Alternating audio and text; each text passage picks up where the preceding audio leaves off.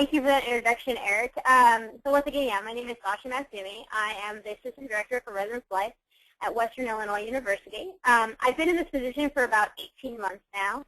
And today I just want to share a few things about my experience and realizing that my experience has been unique. So to take that.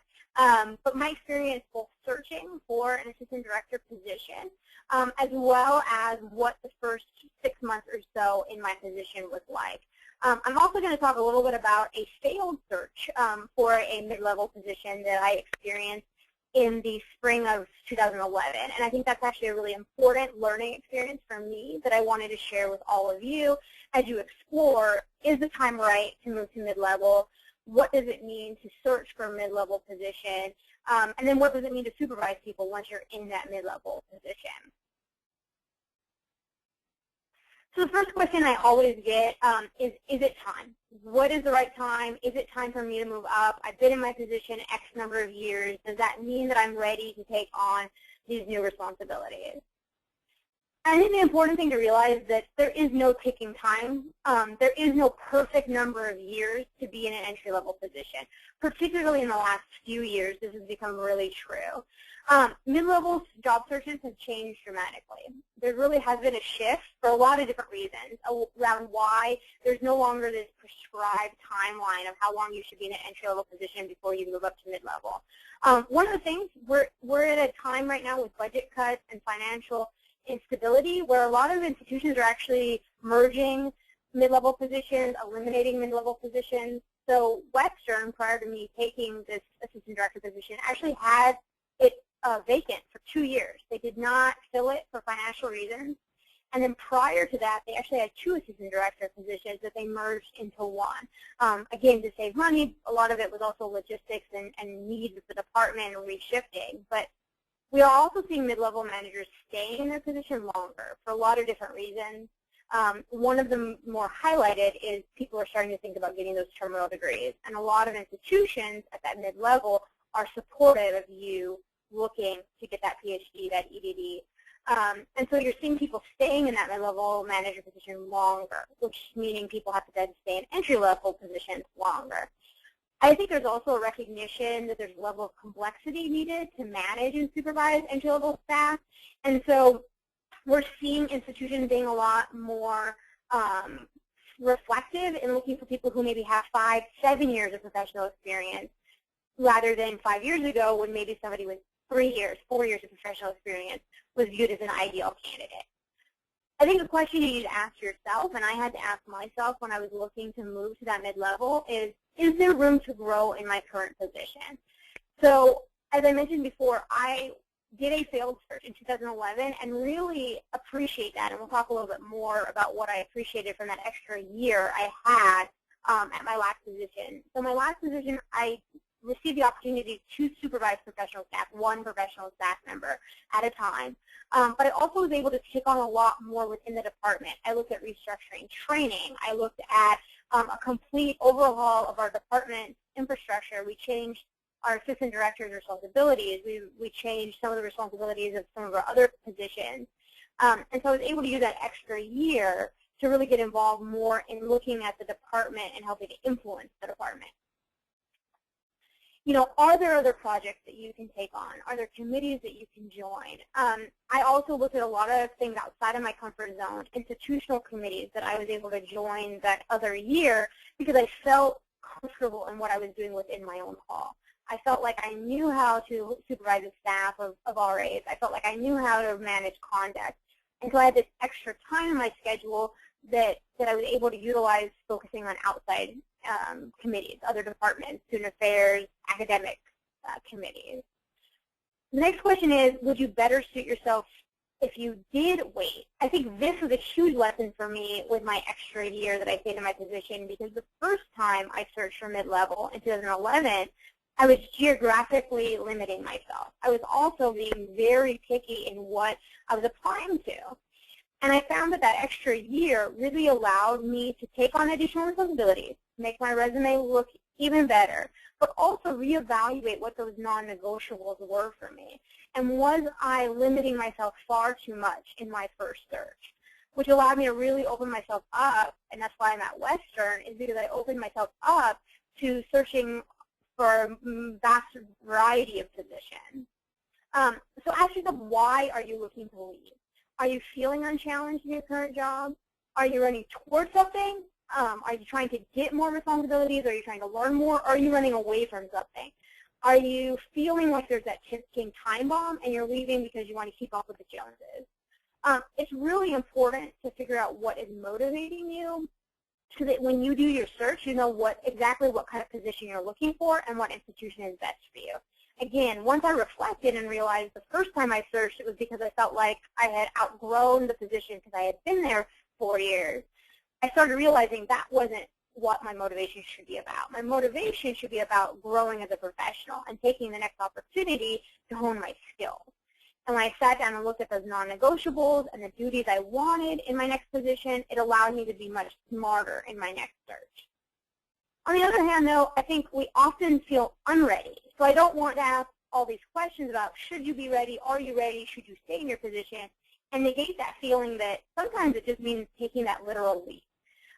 Look at the skills you have. Look at your competencies. Consult your supervisors. Talk to your mentors. I know for me, I was very nervous about moving to that next level. I was very nervous about this idea that I was going to be central staff. Was I ready? And my supervisor at the time really told me, you need to get off the fence. You need to decide that you're going to wholeheartedly search or you're going to not search. And I think that was the kick I needed. Because you need to be able to look at your strengths, but also realize you'll never be ready. You'll never be completely ready. And sometimes it means taking a leap. So how well are you doing your day-to-day job? Have you stopped growing? These are questions you need to think about and talk with your supervisor about, because you need to know that you're doing your current job well and have felt like you can leave on the up. You're leaving that department knowing that you were performing at a peak performance, not leaving that department after you've outstayed your welcome. So now you've decided, all right, I'm going to move to that mid-level position. It's time to make some lists and definitely check them twice. First list, what are you really good at? So are you good at managing people, leading people? Are you good at training? Are you good at assessment? Are you good at strategic planning? I think it's really important that before you start your search for a mid-level position that you make a list of your talents and keep them handy as you're reviewing position descriptions, because you're really going to want to make sure that whatever you apply to either is an area that you know is a strength of yours or is an area you want to grow in. An example I use is that if you aren't a big fan of occupancy or budget or data, and those things aren't your thing, then applying for an assistant director of operations or administration position is probably not a good fit. And so instead of applying to every position that says assistant director in front of it, you need to really think about picking positions that fit your interests, your needs, or areas that you feel like you could continue to grow and become better at. Take an inventory of your strengths and weaknesses again, because you're going to want to share those with the department while you're interviewing.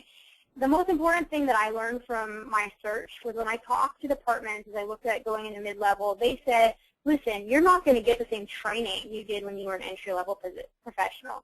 We expect you to come and kind of hit the ground running a little bit. We expect you to be able to come in and say, this is what I'm going to add to the department, and this is what I hope the department will add to my professional growth. So it really is important that you set those lists for yourself prior to the interviews so you can be upfront and transparent with that during the interview process. Next list, the non-negotiables. So are you geographically flexible? This is big for me. Like I said, the first search I did, I only focused on one area of the country. And I started realizing that for my own professional growth, as well as I can't have a list of 15 non-negotiables. Your list of non-negotiables really needs to be 3 or 5. If you have a partner, if you have family, if you have children, those are important things. Figuring out what your shared non-negotiables are. And geography is not always just about the part of the country. I learned a lot from coming to Macomb and Western about amenities and about, do I need there to be a Starbucks? Do I need there to be a mall within an hour of me? And sometimes amenities are also geographical amenities. I mean, I work with people who say, you know, I so much miss this thing. I'm a member of Chase Bank, for example. There is no Chase within a 2.5-hour radius of where I currently live. So that was an adjustment for me that I would not have thought about when I searched or asked those questions about when I searched. Are you looking to continue your education? So will that institution be supportive of that?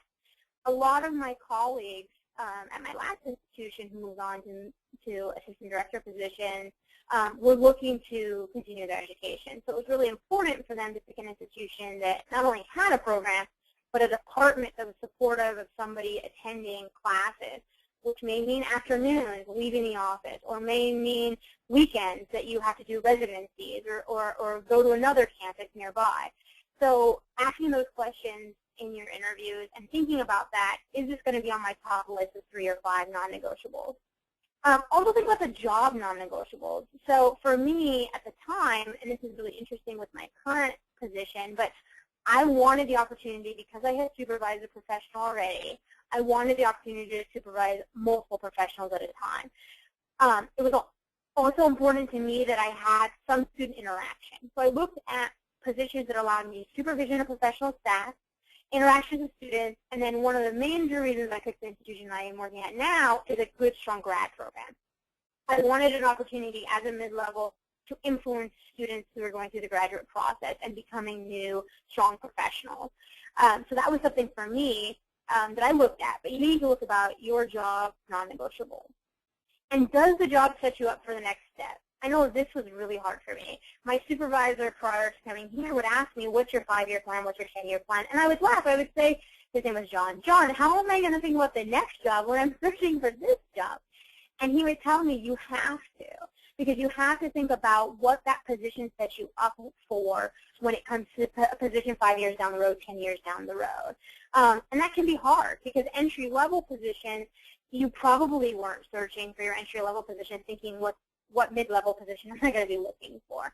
But you do need to think about that, because these mid-level positions become so much more about either a breadth of information or being that generalist, or being somebody who is able to look at a specific area of residence life. So you need to decide which is better for you for your next 3 careers to come. So we talked a little bit about job responsibilities, and we talked about non-negotiables. So I'm going to talk about one of the big ones that everybody talks to me about, is about supervision. I want to move to mid-level because of supervision. So let's talk just a little bit about that. So it is the #1 reason I hear that people want to move up in the field is that it increases supervision. I admit that was absolutely my motivation as well.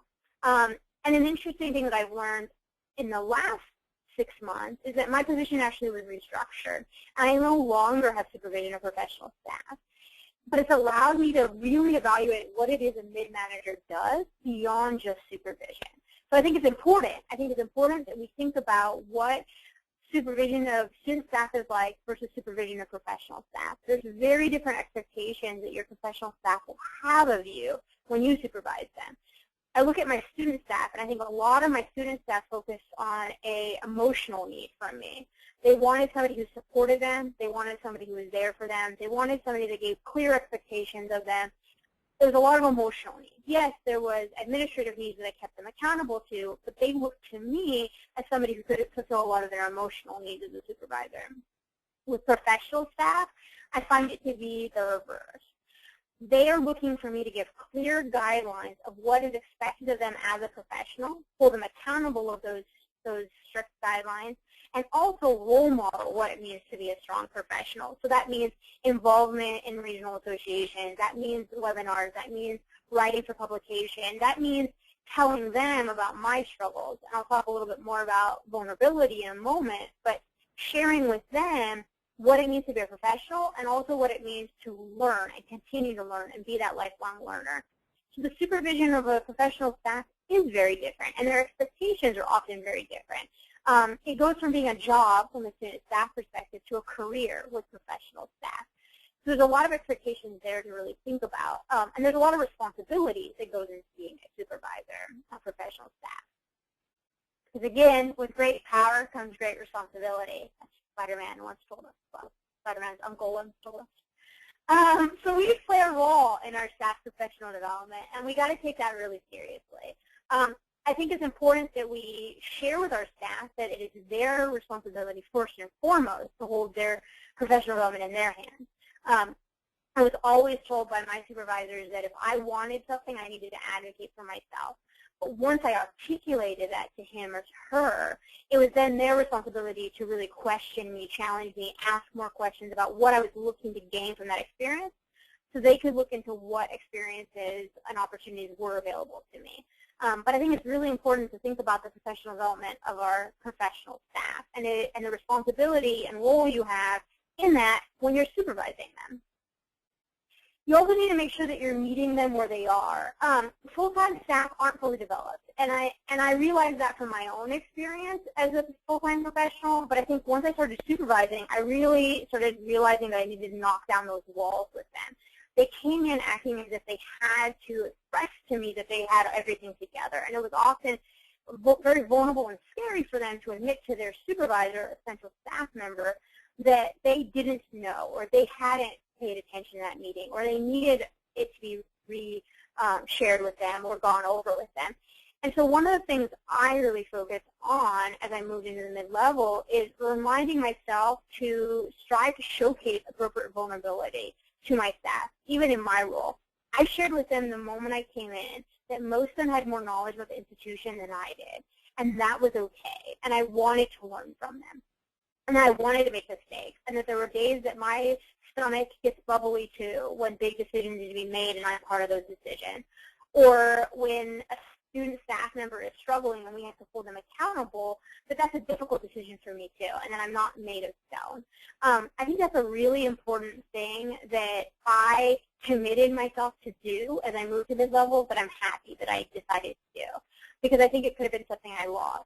I put a lot of pressure on myself and put a lot of pressure on myself as I moved to mid-level to fake it till I made it. And I'm glad that I lost that mentality early on, because I think my staff appreciates the vulnerability I show and have shown that back to me by being vulnerable with me. We're always continuing to learn and grow throughout this relationship. And as mid-managers and as supervisors, we represent central staff, or can represent central staff. So thinking about what that means, thinking about that as you search. Are you ready to take on that role? Are you ready to be the face of central staff to the hall staff? And that's definitely a question you can answer. So increased responsibility. There's absolutely increased responsibility that comes with being an assistant director or moving to mid-level. But it's not all just about supervision. And I think I learned that a lot in the last 6 months as my position was reevaluated and changed, where responsibilities of mid-managers vary across departments, across positions. They can involve emergency response. You may sit on an increased emergency response either for the department, sort of like a leadership team for your department, where the head staff or the hall staff call you. You may sit, like myself, on a campus-wide emergency response team or a threat assessment team. So what does that mean? Are those passions of yours? Are those areas that you're interested in learning more about? More people are dependent on the trickle-down of your administrative work. When I was in charge of a hall, yes, there were people waiting for me. My supervisor was waiting for me. My student staff were waiting for me. But now I'm often the only point person for a specific thing within the department. So winter training cannot happen unless I get the schedule out. Winter training cannot happen unless I invite the right presenters. So there's a lot of people waiting for me. There's 150 RAs and 25 head staff and central staff who really are waiting on me to make sure that I have my ducks in a row. So that's an additional responsibility that I didn't experience when I was a head of hall. And again, that role modeling increases. You're a figurehead, you are a central staff member, or you potentially are a central staff member. So I want to share these things with people who are thinking about searching so that you are prepared for it and can ask the right questions when you go into your interview. Asking, what will my emergency response level be? What will I sit on central staff meetings? Will I not sit in central staff meetings? Who is dependent on my work? Asking those questions, because different departments have varying responsibilities. So To that same point, this idea of can you hear me now, your voice, your words are going to matter in a different way or potentially a different way than they do currently. Prepare for your voice to carry more weight in the organization, but don't always expect it. I think one thing that was an adjustment for me as well, moving to mid-level, that I had never talked to my supervisors about is that just because I sit in central staff meetings doesn't mean I always speak in central staff meetings. Or just because I sit on this committee as a representative of the department doesn't mean it always is my voice. It's often the voice of the department that I articulate, and that's okay. That's appropriate at appropriate times. But it's something for you to realize. Your voice, when you least expect it, so in casual conversations, can carry more weight than it did before. Be mindful of that. Be mindful of role modeling. But in some structured meetings, your voice may not carry the same way you expected it to. I like to tell my staff that heads of hall sometimes actually have a much stronger voice in a conversation than I do, and that's the way that it should be. They're the ones with their feet with the residents. So if we're talking about moving a date of something or orientation, or we're talking about conduct, or we're talking about any of these things that directly affect students, sometimes it's actually the heads of halls whose voices carry. And when it's my time to speak, the question will be, well, what has your staff said? Not what do you feel, but what did your staff say? So thinking about it both ways, you really truly are in the middle. Sometimes your pay grade is too low to be asked, and sometimes your pay grade is too high to be asked. And again, I share this more as something for you to be aware of to ask those questions as you're interviewing about what the culture is at your institution. Because there's appropriate times for a mid-manager to be involved in decisions, and there are times when they won't be. Peer groups. I think this is something that is also really important when you think about your non-negotiables and your outside life and your own personal wellness. I'm currently the Assistant Director of Residence Life at Western Illinois. I do not have a direct peer group. And going from a live-in position where I had 6 other people who knew exactly what I was going through or close to it, to being the only one has been an adjustment. There's a lot of great things that comes with being the only assistant director. There are a lot of responsibilities I take on that my colleagues at other institutions don't, or have to share those responsibilities. Or one person is in charge of training while another one does advising, while another one does the RA class. I do all of those things. And so there's a lot of benefits, but realizing that I don't have the same built-in peer group, and you may not have the same built-in peer group. Or your peer group may not be the same kind of peer group you had before. Your peer group may be married with children, with other responsibilities, who live off campus.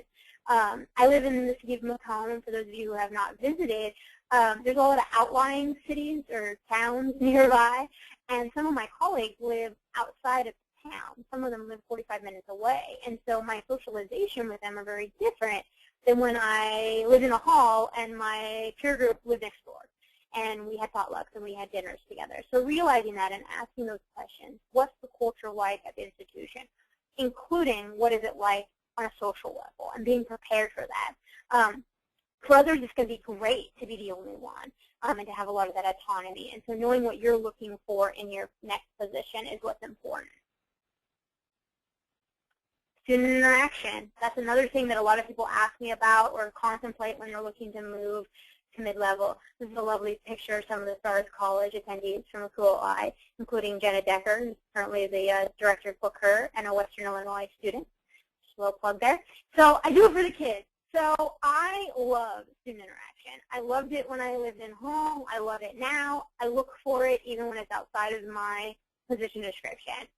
But it's important to realize that your student contact might look very different as you move. It is less likely that you will have the same kind of level of contact you did when you were entry level.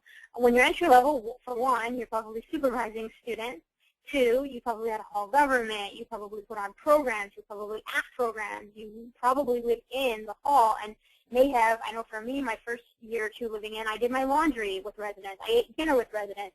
Everywhere I went, there were residents. And now, I live off campus. I work in an office with all the central staff. We don't get a lot of students that walk through here. So realizing that I needed to reach out and think about other ways to connect with students through teaching classes, not only the RA class, but I teach a University 100 class for incoming freshmen.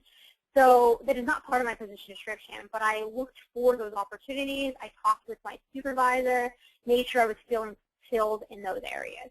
So this may change from what you've experienced in the past.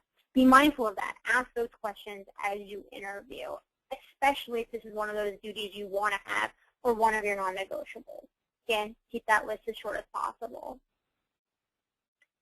So all the different pieces, I think something to think about is, again, when you move to mid-level, you either are going to be have a very specific position that focuses on one area of residence life, housing, student affairs, whatever it may be, or you're going to look at being an extreme generalist.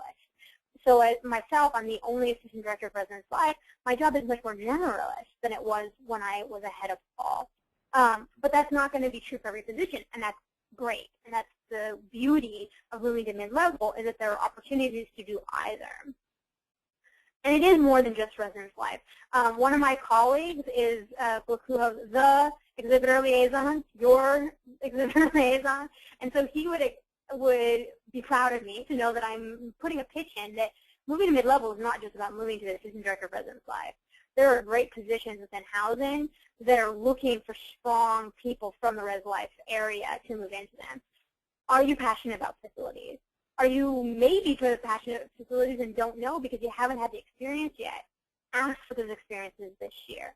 Talk to your supervisor about, can you shadow, can you work with, can you add a few things to your portfolio around facilities? The answer may be yes, the answer may be no, but you won't know till you ask. So exploring that area, conduct, exploring that area as well. Does your residence life have a coordinator of conduct? Is it outside of residence life? Is there somebody within the institution that does all of your conduct? Who manages conduct? A lot of institutions nowadays are having a res life conduct person, an assistant director of conduct or conduct coordinator position. Business operation. Again, I talked about budget and occupancy, data entry. One of my colleagues who's the director of administration loves these things, and he started his career in residence life and felt like he was going to stay in residence life. And then he got bit by this bug and the opportunity became available, and he's now able to use both his business-minded self as well as his background in residence life when serving students, because it's important to have some of those skills as well. You need to have some of those residence life type skills for some of these other positions. Coordinators of programming, LLCs, assistant director of LLCs, living learning communities, assistant directors for training and development, leadership advising. Again, I use the term assistant director, but not all of these say assistant directors. Some are coordinator of or director of. So some of these positions are available beyond just the assistant director of residence life position. So professional development, I think, is another thing that's really important as you're looking about your search. When you're thinking about where you want to go next, I know I focus a lot on how I could serve a department or serve an institution, or even serve a new region, but don't forget about yourself. Are you making opportunities for yourself? Is this move a good one for you? Or are you just taking it because, again, you're looking to move up and that clock is ticking? I'm so happy that I had that failed search, because I think that I would have probably, and I stopped my search early. My supervisor and I had a conversation, and about April-ish decided to end my search because my heart wasn't completely in it. And I think that if I had got an offer in July and taken it of that year before, I probably would have ended up taking a position that maybe would not have been as fulfilling. You know, my first year at Western, I supervised 5 professional staff members and indirectly supervised 16 grad students. That was a huge jump for me, and it's because I was open to expanding my non-negotiables and looking at not being as regionally confined, not being as worried about rural versus city, things like that. So it's about making your own opportunities. But also make sure one of your first priorities is learning your new job. So I hesitate, and I don't have this experience to talk to people who have, but people who are looking to, for example, go into a degree program. I think it's really important that if that's one of your focuses in your search, you be open and honest about how that's going to fit into the position, or you be willing to take a year where you focus on just your position before you start that PhD. Again, that's just my advice. Other people are going to give you different advice, but I think one of the biggest responsibilities you have, not only to the department but to yourself, is to plan to make your new job your first priority.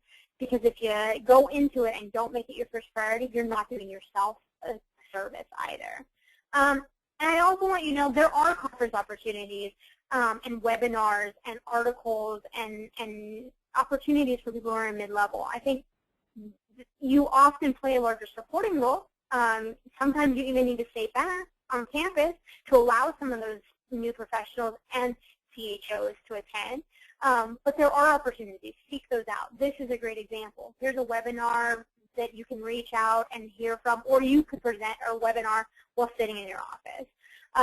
Or you can get more involved in those conference opportunities, joining committees, writing articles, presenting. So there are opportunities for your professional development as you move up. You just may have to think a little more outside the box than you did when you were entry level, and it seemed like every other email you got was about an opportunity. We may be past the NHTI or the PDI, but there are other opportunities that we can take a look at. Managing up. I think it's also really important as you're thinking about your next move to think about your next supervisor. A major road to success in higher ed workplace is that open communication. That includes all levels. So I'm a big, if I haven't already expressed it, I'm a big person who believes in being earnest and being your true self. And I think that involves a lot of communication and honesty with my supervisors and my supervisees around how I'm feeling, how I'm doing, what I'm learning, what I need from them. As a middle manager, don't assume your supervisor knows about your career goals. So talking about that professional development, or has the same kind of amount of time to devote to your growth as your supervisor did when you were entry level. My supervisor, my entry level, I could tell you my one-on-ones were a lot about me. Yeah, we talked about my staff a little bit, but I would say 2/3 of it was how am I doing? Where am I going to take some time off? What professional development opportunities am I looking at? What have I read recently? We did a lot of me conversations in my one-on-one. My one-on-ones since becoming a manager are a lot more about them. Talking about how are the hall staff doing? What's going on in the building? Talking about central staff. Talking about departmental needs, and a lot less about me. And I think that has to do a lot with me asking for that as well. So realizing that you need to manage up. If there are things that you need for yourself, talking to your supervisor about that. This year, my supervisor and I had a conversation and decided to actually have 2 one-on-ones. One that focused on the department and everyone else, and one that focused a little bit more about me and then some student groups that I was advising. So we split our meetings up to make sure that we devoted equal time to those different topics. Again, may or may not work for you, but thinking about that when you're searching. So be proactive in letting them know your goals, and they're willing to help you achieve them. They want to help you achieve them. They just need a little bit more communication from you. Asking them about projects you can take on, committees that you can join. Again, I can't focus on this enough. Stepping outside your comfort zone, learning other duties. As a mid-level, I need to know about facilities in a way I didn't as an entry level. As a mid-level, I need to know about operations and occupancy and beds and heads and retention in ways that I didn't as an entry-level professional. And that means, 1, admitting when I don't know, and 2, being willing to step out of my comfort zone and spend some time working on those areas. I joined the retention committee for housing and the people who looked at recontracting because it was something I didn't have as much background in. So thinking about ways that you can step outside your comfort zone in your next move, your next step. And when you do learn a new task, document it. So right now, as an entry level, if you're thinking about moving to mid-level and you take some of my advice and you go to your next one-on-one and you say, hey, I think that I need to branch out a little bit so that I can set myself up well for my next move. Or if you're currently in mid-level and you want to branch out, write that stuff down. You want to be able to brag about it. You want to be able to talk about the experiences that you've had, especially if they don't seem typical to your position description. Lifelong learner. I think this is another great aspect of the mid-level position, or potentially an aspect, and it's more than just the PhD. Putting your own degree to work. So I have an MBA, and I could do a whole presentation on having an MBA. But as I moved to mid-level, I realized there were more opportunities for me to capitalize on that, to talk about that, to join groups that were about business and money and management. So looking at not only the degrees you already have, but perhaps the certificates you want to gain, or the degrees you want to go to, or the lectures you want to go to. Realizing that just because you move to mid-level doesn't mean you are a complete professional. By no means, not even by a long shot, am I a complete professional. I learn every day by everybody I interact with, and I'm appreciative of that. I learn more from grads and RAs than I probably do from even people who are the same level as me at my institution, because they are still in the classroom and they're learning new theories and new things that weren't even around when I went through grad school. So I take a moment to learn about theory to practice. I take a moment to think about how those things can propel my organization forward. And I think it's a very important part of being a mid-level manager is to take a little bit of time to think about your own thirst for knowledge. So if that means a degree program for you, again, put that on your non-negotiables. Think about that as you search for your next position. If it means these opportunities, hosting a webinar, this is a great opportunity for me, and I needed to do some research and I needed to learn a little bit. And that meant going through old webinars to learn from those people as well, and great practitioners, sitting on panels, presenting, things like that, doing research. I'm very fortunate to have a colleague who has invited me to help a little bit with research, which I am beyond thrilled about and have very little knowledge in. But it's the opportunities for me to learn just a little bit about what it means to do IRB, because I don't know what that means, and I'm now learning what that means and what it means to survey people and collect data and quantitative and qualitative analysis and all that. So take those opportunities for yourself. It's still about you, even when your job means being about more people. So I did want to take just a little bit of that time, because while I'm talking a lot about the position, I do want to talk about what it means for you as a person. Moving mid-level probably means moving off campus. I know not every position that's true, but there are a few things you can do now to set yourself up. For one thing, here's some things I've learned. Take advantage of the things that you have the opportunities for now that you're going to miss later. So eating off a meal plan. Didn't really think about how great that was. Don't have to do any dishes. Don't have to cook. Don't have to really think about the money. Don't have to go to the grocery store. I mean, I did as a living professional, but it was for the special things. I went to the grocery store because I wanted steak tonight, or I wanted birthday cake. I didn't go to the grocery store to buy my eggs and my milk and my cheese. And so realizing that and taking that in consideration when you think about your own debt. This is an opportunity when you still live on campus to pay yourself rent.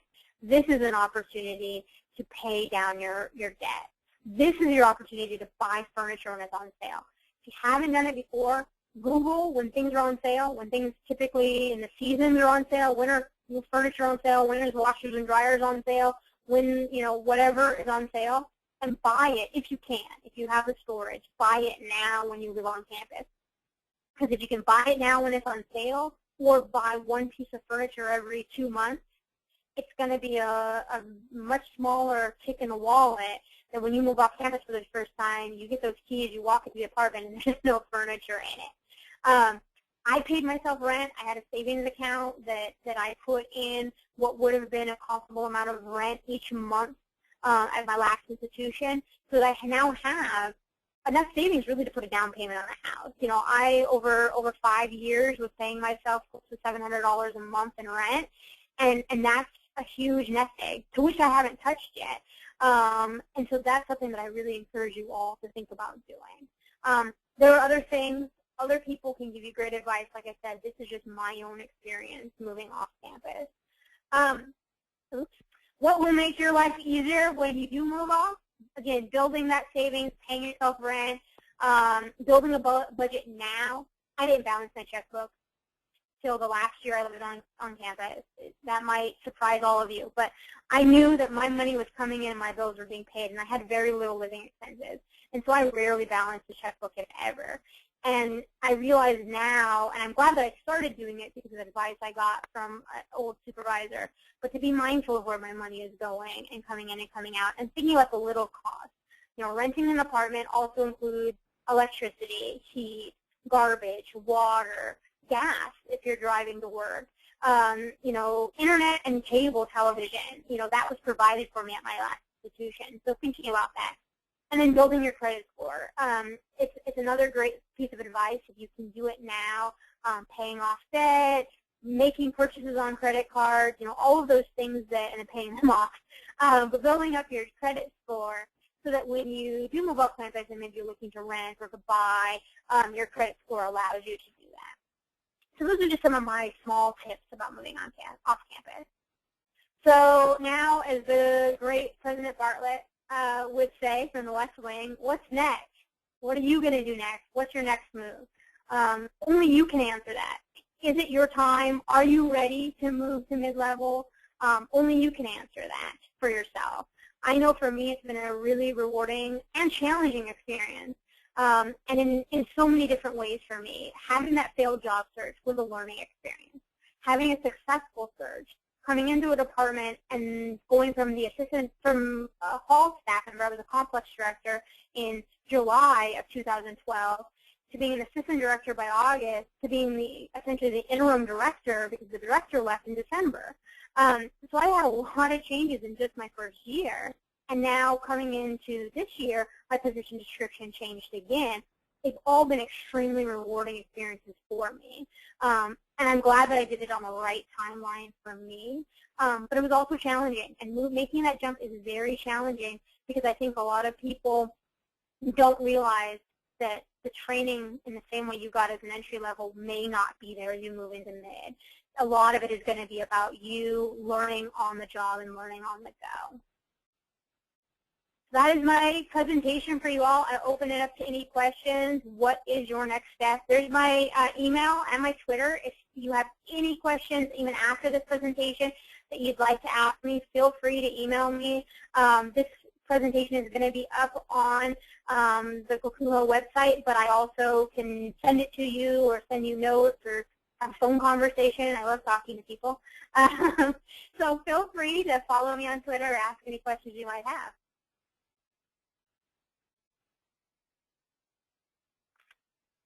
So we have a question here about, let me read it.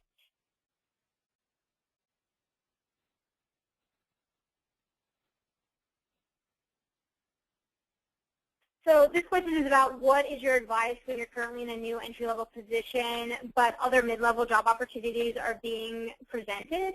I'm hoping I understand this correctly. So essentially saying you've only been in the role for a while, but you have some opportunities to move up to mid-level. If that's what the question is asking, if not, please re-ask it. I would say, again, it's about your own timeline. If you've been in a role for 6 months and you realize that you aren't feeling challenged in this role and that you feel confident in taking on the next position, I say go for it. But again, consult your supervisor, consult your mentor, consult people you trust. One of the people that I trust the most is someone who's been a colleague of mine for many, many years. And I'm going to ask him what he thinks because he knows me better than I know me and can answer if he thinks I'm ready for that position or not. And sometimes, like I said in one of the first slides, sometimes it's me not thinking I'm ready and him saying, come on, you can do this. You just need to have confidence in yourself. So that's what I would say. It's not about how long have you been in a position or how long you've been at a certain level. It's about reading the position description for the next move and saying, are you currently capable, and I'm going to throw out a completely made-up number, are you completely capable in doing 80% of this job right now, and the next 20 excites you? You don't know how to do it yet, but it's the stuff that excites you. Again, I made up that percentage. But is it the idea that you know you're competent and capable of doing most of the position, and the things that you don't yet feel confident in are things you're passionate and excited to learn? And you have a department that you feel like would be open to you asking questions and learning on the go.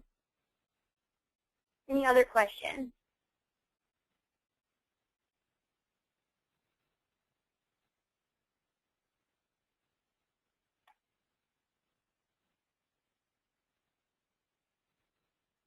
No questions.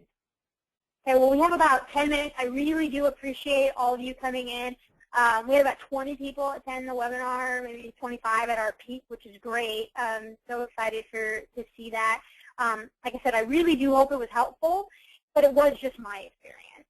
So please know that your experience can be very different than what I've experienced, but I hope it's kind of one of those situations of things I wish I would have known before. And so I felt like December, as people were looking to potentially start applying to positions, it was important to know some of these things that I learned going through the process, as well as a lot of this that I put in the presentation was from my first 6 to 9 months in the assistant director position. So things I learned about the position that isn't always in the position description, or things that can be thrown at you that nobody would have expected. I never expected that the director of residence life would leave 6 months after I started. And so those are things that can happen in residence life. We all know that residence life, I think the only thing that's expected is the unexpected. And so being on your toes, I think, is a big, big part about being a mid-level manager.